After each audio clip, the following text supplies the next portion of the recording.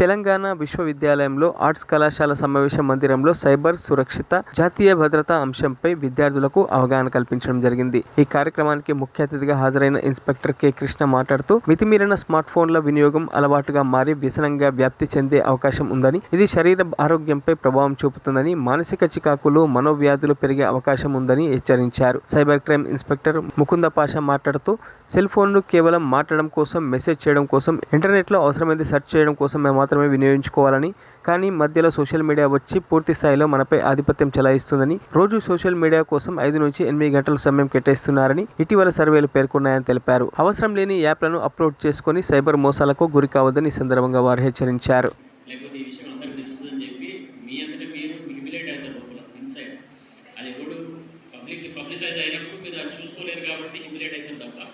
అక్కడ security point of అంటే పర్సనల్గా వచ్చి టార్గెట్ చేసి మనం కొట్టేటోడు తిట్టేటోడు వాళ్ళు లేడు ఇక్కడ.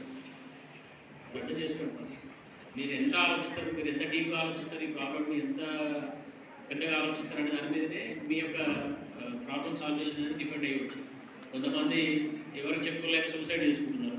ఫర్ ఎగ్జాంపుల్ అక్కడ ఎవరు రాలేదు మీ దగ్గరికి, బట్ ఆయన ఆలోచించిన విధానం ఏంటంటే సొసైటీలో ఎవరికైనా తెలిస్తే పరవబోతుంది, ఈ వీడియో లీక్ అయితే నా గురించి అందరికీ తెలుస్తుంది, నేను ఇట్లాంటి కూడా అనుకుంటున్నారు. మీరు పేరెంట్స్ ఇట్లా ఏమనుకుంటారు, నా అన్నదమ్ములు ఏమనుకుంటారు, మా అక్క చెల్లెలు ఏమనుకుంటారు, లేకపోతే నా క్లాస్మేట్స్ ఏమనుకుంటారు అని అతనిలో అతనే అంతర్మోదనం చెంది అట్లా చేసుకున్నాడు తప్ప దాన్ని ఓపెన్గా అందరికి చెప్పాల్సిన అవసరం వచ్చినప్పుడు చెప్పాలి, తప్పేం లేదు. అందులో ఫస్ట్ డిస్కస్ చేయండి మీ పక్క వాళ్ళతో కానీ, మీ ఫ్రెండ్స్తో కానీ, దీని కాన్సిక్వెన్సెస్ ఏముంటాయి అనేది ఫస్ట్ డిస్కస్ చేసుకోండి.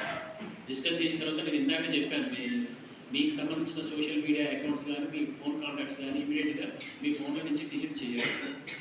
ఎందుకు డిలీట్ చేయాలంటే అవి అవైలబుల్ ఉంటేనే కదా ఎవరికైనా షేర్ చేస్తాడు. అదర్వైజ్ ఏదైనా పబ్లిక్ డొమైన్లో పెడితే నిన్ను గుర్తుపట్టి నీకు చెప్పేటోడు వేరే కంట్రీస్ నుంచి, వేరే నెట్వర్క్స్ నుంచి రూట్ కాల్ అయ్యి మళ్ళీ మన దగ్గరికి వచ్చి వస్తుంది. అట్లా కూడా వస్తాయి.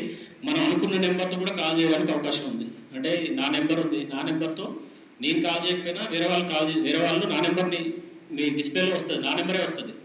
బట్ అది నేను కాల్ చేయను, మీకు ఎవరో సమ్ అదర్ పర్సన్ ఇంటర్నెట్ ద్వారా ఉపయోగించుకొని అట్లాంటి కాల్స్ కూడా చేసే అవకాశం ఉంటుంది. అట్లా కూడా వచ్చే అవకాశం ఉంది. కాబట్టి వాటన్నింటినీ కూడా జాగ్రత్తగా డీల్ చేయాలి. మీరు ఆ కాల్స్ కానీ, మెసేజెస్ కానీ ఏది ఉన్నా ఇమీడియట్గా మీరు పోలీస్ స్టేషన్కి రావడానికి భయపడద్దండి. ఇప్పుడు ఈ జనరేషన్లో కూడా పోలీస్ స్టేషన్ రావడానికి చాలామంది హెసిటేట్ చేస్తున్నారు.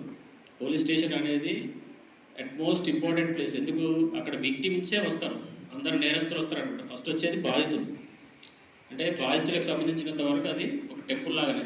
మీ కష్టం రాక ముందుకు టెంపుల్కి పోతారు, కానీ కష్టం వచ్చిన తర్వాత టెంపుల్కి పోతారా?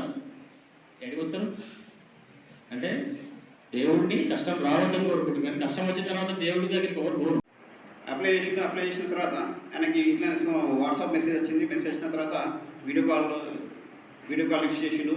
ఆమె హాఫ్ న్యూట్ అయితే ఫుల్ న్యూట్ అయిపోయిన తర్వాత ఆయనకి రిటర్న్ చేసి నువ్వు అమౌంట్ పంపించా అప్లోడ్ యూట్యూబ్లో అప్లోడ్ అయింది 5%, 10% అని వాళ్ళు స్క్రీన్ షాట్స్ పంపించారు. పంపించి నేను భయపడి సొసైడ్ చేసుకున్నాను.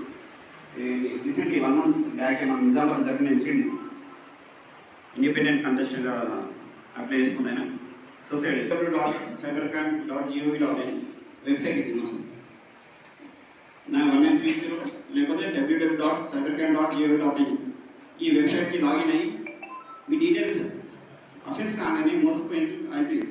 ఒకవేళ అఫెన్స్ అయింది, మోసపోయిన తర్వాత ఏం చేయాలి? మీద ఏదైతే అఫెన్స్ అయిందో స్క్రీన్ షాట్స్ అవన్నీ తీసుకొని పెట్టుకొని 1930 కానీ www.cybercrime.gov.in కానీ లాగిన్ అయ్యి అన్నీ ఏదైతే జరిగిందో మీతోటి దాంట్లో అప్డేట్ చేయండి. అప్డేట్ చేయగానే మీకు ఒక అక్నాలజ్మెంట్ మీ అఫెన్స్ని రికార్డ్ చేసుకొని